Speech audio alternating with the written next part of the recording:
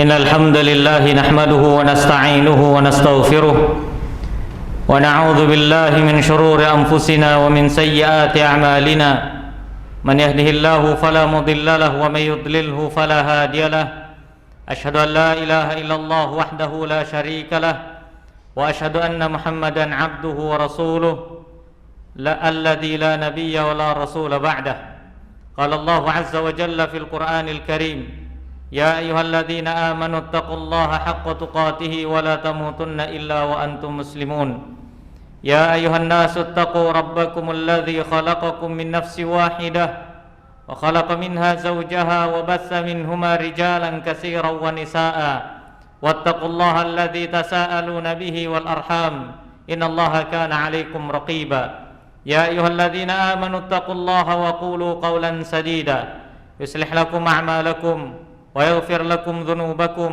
ومن يطع الله ورسوله فقد فاز فوزا عظيما فإن أصدق الحديث كتاب الله وخير الهدى هدى محمد صلى الله عليه وسلم وشر الأمور محدثاتها فإن كل محدثات بدعة وكل بدعة ضلالة وكل ضلالة في النار أما بعد معاشر المسلمين jamaah sidang salat Jumat rahimani wa rahimakumullah. Kami wasiatkan untuk diri kami pribadi dan kepada para jemaah sekalian agar senantiasa bertakwa kepada Allah Subhanahu wa taala dengan sebenar-benar takwa. Bertakwa kepada Allah Subhanahu wa taala dengan mengerjakan setiap apa yang telah Allah perintahkan dan menjauhkan diri dari perkara-perkara yang dilarang, besar ataupun kecil, sehingga kita bisa selamat di dunia dan di akhirat. Di dunia selamat dari fitnah syubhat dan syahwat, dan di akhirat selamat dari azab neraka waliya na'udzubillah. Ma'asyarul muslimin rahimani wa rahimakumullah. Setelah kita mendengar berita dan kondisi saudara kita yang ada di Palestina sana, sebagaimana berita-berita yang telah tersiar di kalangan kita semua di media sosial dan yang lainnya, maka kita bisa melihat bahwasannya di saat inilah seorang muslim menginginkan kebangkitan Islam. Sebagian orang dalam masalah menginginkan kebangkitan Islam, ada yang menempuh cara-cara yang haram dan ada pula yang menempuh cara-cara yang baik. Maka terlepas dari itu semua, perlu kita sadari bersama bahwasannya Islam pernah berjaya dan Islam pernah menaklukkan bangsa Yahudi, yaitu di zaman Nabi sallallahu alaihi wasallam. Maka pada saat Nabi sallallahu alaihi wasallam datang dari kota Makkah menuju Madinah, Allah Subhanahu wa taala perintahkan Nabi kita Muhammad sallallahu alaihi wasallam untuk mengusir bangsa Yahudi dari tanah Madinah, sehingga mereka terusir ke wilayah Khaybar. Kemudian setelah kita mendengar bahwasannya Islam pernah berjaya dan Islam pernah menaklukkan bangsa Yahudi, ada satu pembahasan yang harus kita perhatikan ketika kita menginginkan kebangkitan Islam. Siapapun diri kita, apapun status sosial kita, kita menginginkan Islam berjaya di atas muka bumi. Kita menginginkan Islam menjadi satu-satunya agama yang berada di atas muka bumi, yang memberikan rahmatan lil alamin, memberikan kebaikan-kebaikan kepada sesama, baik kepada sesama muslim ataupun kepada orang-orang kafir. Ma'asyarul muslimin rahimani wa rahimakumullah. Sebagian orang melupakan satu titik yang menjadi pondasi kebangkitan Islam, yang saat ini sebagian orang masih melupakannya, meskipun di tengah-tengah maraknya berita tentang Palestina dan yang lainnya. Pernahkah Anda mendengar bahwasanya Nabi sallallahu alaihi wasallam pada saat beliau berhijrah dari kota Makkah ke kota Madinah untuk menancapkan pondasi-pondasi kebangkitan Islam dan kejayaannya, maka yang pertama kali dilakukan oleh Nabi sallallahu alaihi wasallam untuk kebangkitan Islam adalah mendirikan masjid dan memakmurkannya. Ma'asyiral muslimin rahimin rahimakumullah. Mengapa Nabi sallallahu alaihi wasallam mendirikan masjid? Bukan mendirikan sekolah. Bukan berarti sekolah tidak penting. Nabi sallallahu alaihi wasallam mendirikan masjid, bukan mendirikan tempat-tempat perkumpulan. Bukan pula mendirikan tempat-tempat yang menuju kepada kehinaan. Bukan pula tempat-tempat yang bisa membuat seseorang asyik dengan urusan dunianya. Tidak. Nabi sallallahu alaihi wasallam tidak membangun tempat-tempat bisnis. Yang pertama kali dibangun oleh Nabi sallallahu alaihi wasallam adalah masjid. Karena dari masjid itulah Nabi sallallahu alaihi wasallam mendidik para sahabat untuk menjadi seorang alim, untuk menjadi seorang kesatria, untuk menyebarkan ilmu agama. Masjid merupakan satu titik peradaban Islam yang apabila masjid diberdayakan, Islam pasti akan jaya, dan apabila masjid ditelantarkan, maka Islam pun demikian. Jika seandainya Anda ingin melihat bagaimana kekuatan umat Islam dan kebangkitannya, maka tidak perlu jauh-jauh Anda melihat kepada negeri-negeri di luar Indonesia. Cukup bagi Anda satu tolak ukur terpenting dalam kehidupan kita dan mata kita adalah masjid-masjid yang ada di sekitar kita. Ketika kita menjumpai masjid-masjid ini semakin sepi, menunjukkan kaum muslimin tidak lagi tertarik dengan peradaban Islam dan kejayaannya. Dia melupakan suatu tempat pokok di mana disitulah dimulai agama Islam, dimulai kejayaannya, dan di tempat itulah peradaban Islam semakin berkembang.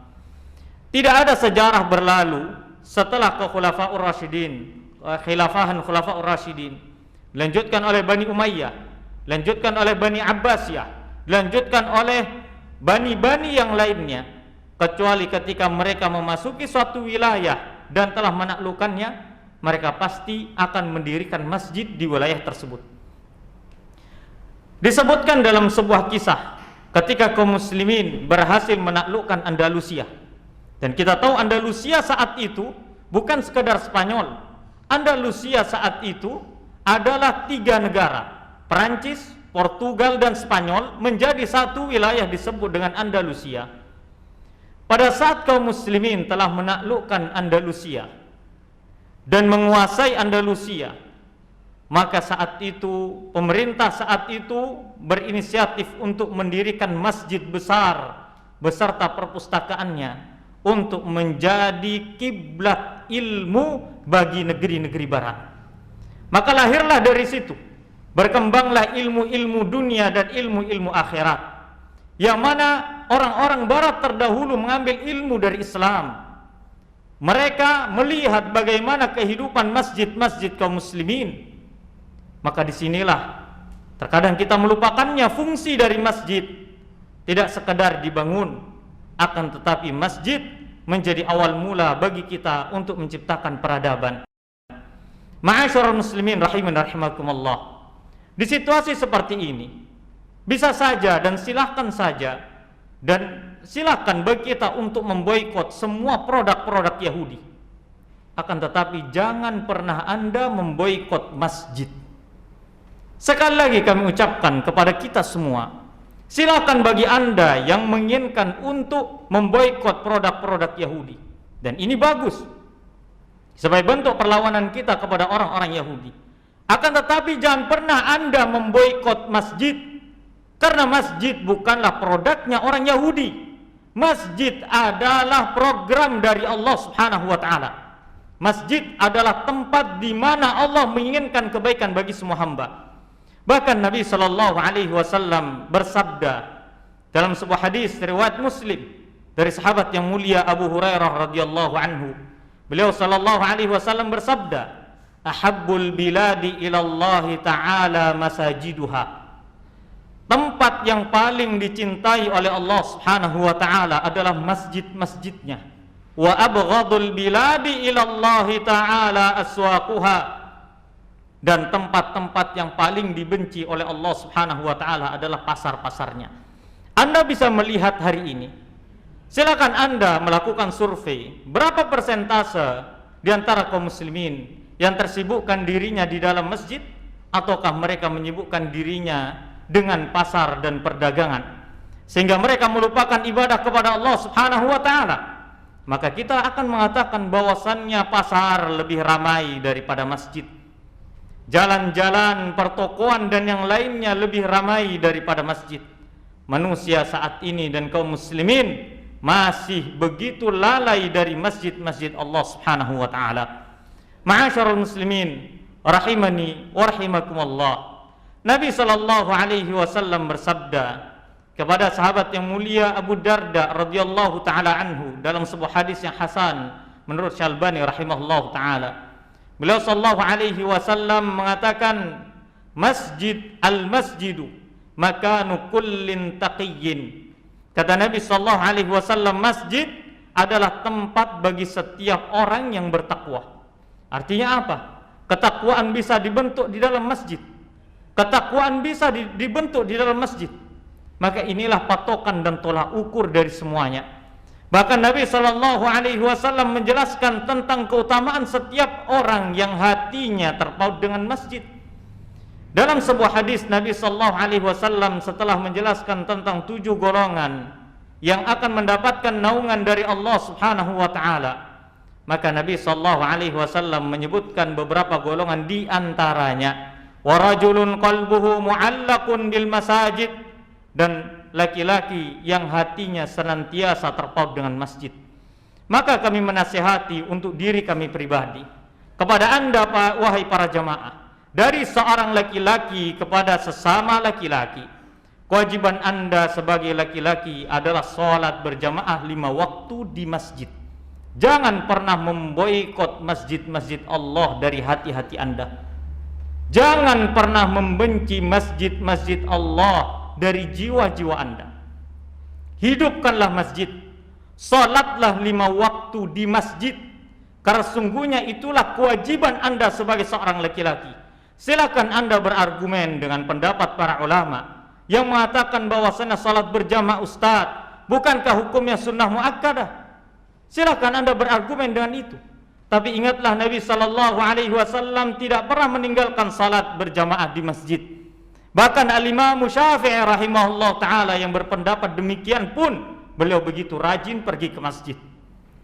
Maka kepada kita semua wahai para lelaki, janganlah engkau boikot masjid Allah Subhanahu wa ta'ala ini dari hati-hatimu. Janganlah engkau datang ke masjid hanya sekedar 1 pekan sekali. Janganlah engkau datang ke masjid hanya 1 tahun sekali. Tapi jadikanlah masjid sebagai tempat terindah untuk ibadah kepada Allah. Salatlah 5 waktu di masjid, berjamaah di masjid bersama kaum muslimin. Anda mendapatkan pahala berlipat-lipat ganda. Sejak anda keluar dari tempat anda melangkah, anda mendapatkan pahalanya. 1 langkah, kata Nabi sallallahu alaihi wasallam, seorang laki-laki melangkahkan kakinya ke masjid, maka 1 langkah tersebut akan mendapatkan 1 kebaikan. Dan Allah Subhanahu wa ta'ala akan gugurkan 1 dosa. Kemudian Allah angkat derajatnya 1 tingkatan. Dan semua kebaikan-kebaikan tersebut, kata Nabi SAW, dilipat gandakan menjadi 10 kali lipat. Orang yang melangkahkan kakinya ke masjid saja mendapatkan fadilah dan keutamaan yang sangat luar biasa. Lalu bagaimana dengan orang laki-laki, kaum laki-laki yang mereka mendirikan salat berjamaah di masjid? Maka mereka pun akan mendapatkan pahala yang sangat luar biasa. Salatul jamaati afdalu min salatil fadhi bi 27 darajah. Kata Nabi sallallahu alaihi wasallam, seorang yang salat berjamaah maka ia lebih utama daripada orang yang salat sendirian. Dia mendapatkan pahala 27 derajat lebih tinggi daripada orang-orang yang salat sendirian. Maka ini motivasi untuk kita semua. Jangan enggan, jangan malas. Sesibuk apapun dirimu, datanglah ke masjid. Sesibuk apapun perniagaanmu, tidak ada yang lebih penting daripada salat. Allah Subhanahu wa ta'ala tidak pernah memuji laki-laki yang senantiasa berada di masjid, yang setiap waktu berada di masjid, tidak. Tapi yang Allah puji, kata Allah Subhanahu wa ta'ala, rijalun la tulhihim tijaratun wala bay'un an dzikrillah, yaitu kaum laki-laki yang mana jual belinya, bisnisnya, pekerjaannya, perniagaannya tidak membuat ia lupa dari berzikir kepada Allah Subhanahu wa taala. Wa iqamis shalah, tidak membuat ia lupa dari mendirikan salat. Wa itaiz zakah, tidak membuat ia lupa untuk menunaikan zakat. Mengapa ia lakukan itu? Yakhafuna yawman tataqallabu fihi alqulub wal absar. Ia takut akan datang suatu hari di mana hati dan pandangan diputar balikkan oleh Allah Subhanahu wa taala. Allah tidak memuji orang senantiasa di masjid. Akan tapi yang Allah puji adalah orang yang saat tiba waktunya ke masjid dia segera datang ke masjid. Karena ia mengerti bahwasanya perniagaannya, semua bisnisnya tidak ada yang terbaik untuk dia kecuali semuanya harus mengantarkan untuk memudahkan dirinya menuju masjid. Apapun mobil Anda, apapun kendaraan Anda, semahal apapun kendaraan yang Anda miliki, tidak akan pernah bisa menambah derajat Anda di hadapan Allah jika seandainya kendaraan tersebut tidak menjadi wasilah kemudahan bagi Anda untuk pergi ke masjid. Pernahkah Anda mendengar Abdullah bin Ummi Maktum radhiyallahu taala anhu, muadzinnya Nabi sallallahu alaihi wasallam, orangnya buta, rumahnya jauh dari Masjid Nabawi saat itu, berada di pinggiran kota Madinah. Pada suatu ketika Abdullah bin Ummi Maktum dia minta uzur kepada Nabi sallallahu alaihi wasallam, "Ya Rasulullah, bolehkah aku tidak sholat berjamaah di masjid? Aku sholat di rumah, karena engkau tahu kondisiku. Aku orang yang buta, tidak ada yang menuntunku, rumahku jauh." Maka pada saat awal mendengar Nabi SAW mengatakan boleh. Kemudian setelah itu Nabi terdiam dan berbalik lagi kepada Abdullah bin Ummi Maktum. Asami'tal adhan? Asami'tal adhan? Apakah engkau mendengar adhan wahai Abdullah bin Ummi Maktum?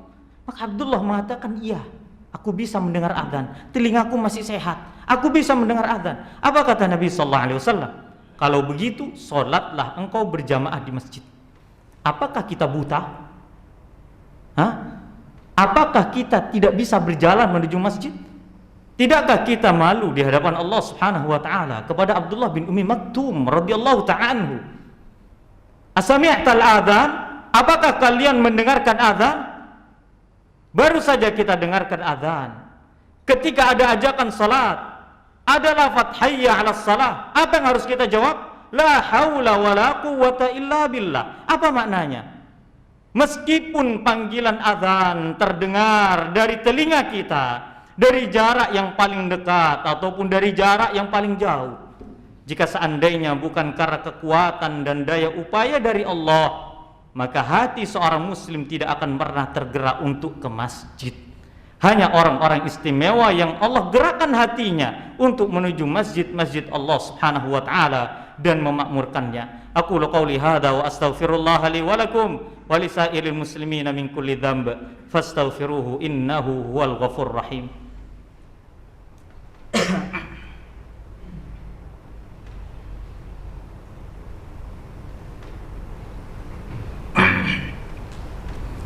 Alhamdulillahi rabbil alamin wa bihi nasta'inu ala umurid dunya waddin wassalatu wassalamu ala ashrafil anbiya'i wal mursalin nabiyina Muhammadin wa ala alihi wa ashabihi wa tabi'in wa man tabi'ahum bi ihsanin ila yaumiddin wa sallama tasliman katsira amma ba'du. Ma'asyiral muslimin rahimani wa rahimakumullah. Sekali lagi cintailah masjid-masjid Allah.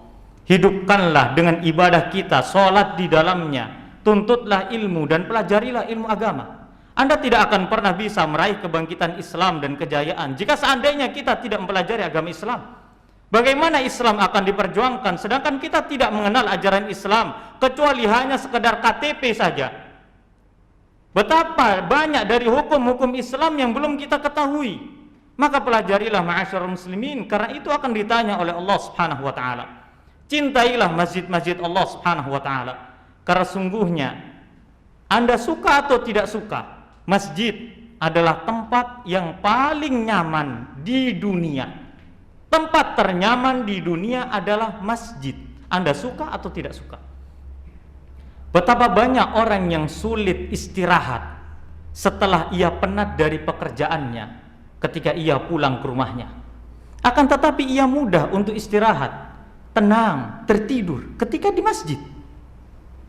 Betapa banyak orang yang suka atau tidak suka, Ia akan kesulitan tidur ketika di rumah, ketika di kantor, ketika di pekerjaannya, ketika di warung, ketika ia bertemu dengan kawannya. Apakah ia tenang? Tidak. Tapi ketika ia masuk ke dalam masjid, salat, mendengar zikir Allah, mendengar ceramah, mendengarkan khutbah, Anda akan merasa tenang. Percaya atau tidak? Bukankah Anda pasti akan mengakui dalam hati kecil Anda, tidur yang paling nikmat adalah tidur ketika khutbah Jumat? Anda suka atau tidak suka, Anda harus mengakui itu. Itulah masjid. Bagaimana Allah letakkan sakinah, Allah letakkan rahmah, Allah letakkan ketenangan, Allah letakkan rahmatnya di dalam masjid. Akankah kita masih menjauhkan diri dari masjid? Silakan Anda bandingkan masjid dengan tempat lain, silakan. Silakan Anda bandingkan masjid dengan tempat-tempat kemaksiatan, silakan. Tidak ada hal yang lebih nikmat untuk melupakan semua masalah kita kecuali tempat terbaik itu adalah masjid. Betapa banyak orang yang mengatakan, Ustaz, kami ini sulit untuk istirahat.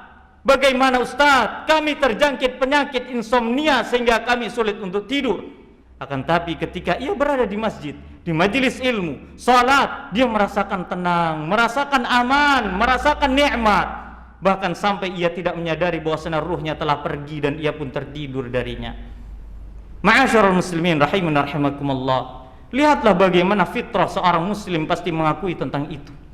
Maka perbaikilah diri kita, interaksi kita dengan masjid-masjid Allah. Ramaikanlah masjid Allah, salatlah kita di dalamnya agar supaya kita meraih kebangkitan Islam yang sempurna. Kita dirahmati oleh Allah Subhanahu wa taala semuanya. Innallaha malaikatahu yusalluna 'alan nabi ya ayyuhalladzina amanu sallu 'alaihi wa sallimu taslima. Allahumma shalli 'ala Muhammad wa 'ala ali Muhammad kama shallaita 'ala Ibrahim wa 'ala ali Ibrahim. وبارك على محمد وعلى آل محمد كما باركت على إبراهيم وعلى آل إبراهيم في العالمين إنك حميد مجيد اللهم اغفر للمسلمين والمسلمات والمؤمنين والمؤمنات الأحياء منهم والأموات إنك سميع قريب مجيب الدعوات فيقاضي الحاجات اللهم أعز الإسلام والمسلمين وذل الشرك والمشركين ودمر أعداءك أعداء الدين يا قوي يا متين اللهم انصر إخواننا المستضعفين في فلسطين اللهم انصر إخواننا المستضعفين في فلسطين اللهم انصر إخواننا المستضعفين في فلسطين وفي كل مكان يا أكرم الأكرمين ربنا آتنا في الدنيا حسنة وفي الآخرة حسنة وقنا عذاب النار وصلى الله وسلم وبارك على نبينا محمد وعلى آله وصحبه وسلم وآخر دعوانا الحمد لله وأقيموا الصلاة